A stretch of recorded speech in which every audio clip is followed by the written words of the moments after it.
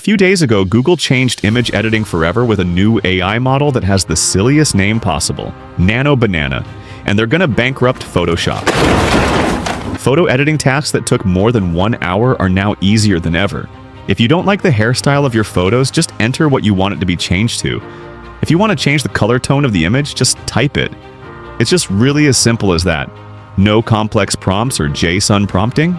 Simply type what you want. I know a lot of graphic designers are going to get mad at this model because it's probably going to take away some of their jobs.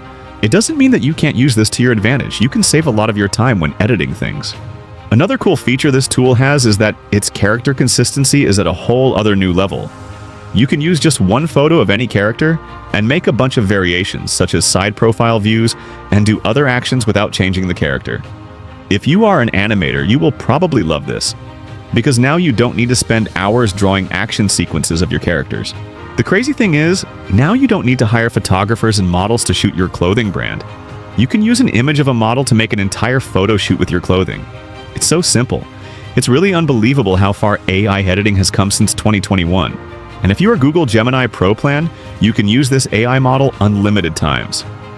When you go to their website, you will see this Flash 2.5 AI model, and that's Nano Banana. However, just like other AI tools, this one has some serious issues as well. Here, I wanted this person to hold a gun. It's not a big deal, right? It's just a gun. But it seems like Google doesn't like that.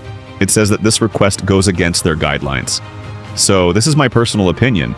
This AI model is too much censored. I mean, censorship is 100% necessary when it comes to AI image and video generation. But too much censorship is going to ruin the creativity. Apart from that, Flash 2.5, aka Nano Banana, is pretty decent and useful AI for all of us. Comment on what you think about this AI model, and I will see you guys in the next video.